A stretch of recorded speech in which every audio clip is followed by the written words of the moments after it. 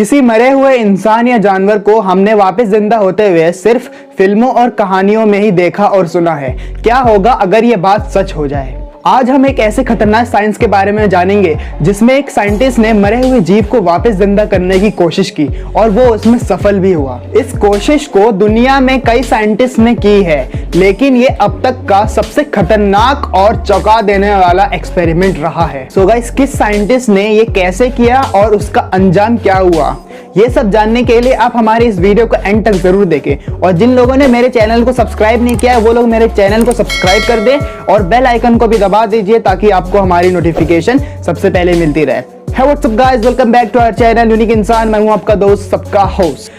Berkeley के एक scientist Robert E Cornish ने 1934 में विज्ञान के इतिहास में ऐसा कुछ किया जो किसी को उम्मीद ना थी। कुदरत के नियम को चुनौती देते हुए इस साइंटिस्ट ने मरे हुए जीव को जिंदा कर दिया था। इस प्रयोग पर कुछ समय बाद एक फिल्म भी बनाई गई थी जिसमें रॉबर्ट द्वारा प्रयोग के दौरान किए गए असल वीडियो का इस्तेमाल किया गया था। तो क्या था वो एक्सपेरिमेंट, आइए जानते हैं। किसी इंसान को फिर से जिंदा करने के लिए रॉबर्ट ई कॉर्निश कई सालों से रिसर्च कर रहे थे, जिसके बाद उन्होंने एक ऐसी टेक्निक आजमाई जिससे वो मरे हुए जानवर को जिंदा कर सकते थे। उनका मानना था कि किसी मृत व्यक्ति के अंदर ब्लड सर्कुलेशन फिर से शुरू कर दिया जाए तो वो इंसान फिर से वापस जिंदा हो सकता है। इस बात को साबित करने के लिए रॉबर्ट ई कॉर्निश मरे हुए व्यक्ति को टीटेड बोर्ड पर लेटाकर जोर जोर से घुमाते थे जिससे शरीर के अंदर ब्लड सर्कुलेशन फिर से शुरू हो जाए। इस रिसर्च को सफल बनाने के लिए उन्होंने मेडिकल फैसिलिटीज भी आजमाई, लेकिन उसमें सफलता नहीं मिली। इस रिसर्च में नाकाम होने के बाद रॉबर्ट ने इस एक्सपेरिमेंट को जानवरों पर करने की ठानी। मई 1934 में रॉबर्ट ने इस एक्सपेरिमेंट को आजमाने के लिए 5 कुत्तों का इस्तेमाल किया। इन सभी कुत्तों को रॉबर्ट ने पहले नाइट्रोजन गैस मिक्सचर देकर मार दिया और इनके मरे हुए शरीर को टीटर बोर्ड से बांध दिया, जिसके बाद इन कुत्तों के शरीर में इंजेक्शन की मदद से एक ऐसा मिक्सचर डाला गया जिसमें एड्रेनालिन घुला हुआ था। इसके बाद उनके मुंह में मशीन की मदद से ऑक्सीजन सप्लाई किया गया।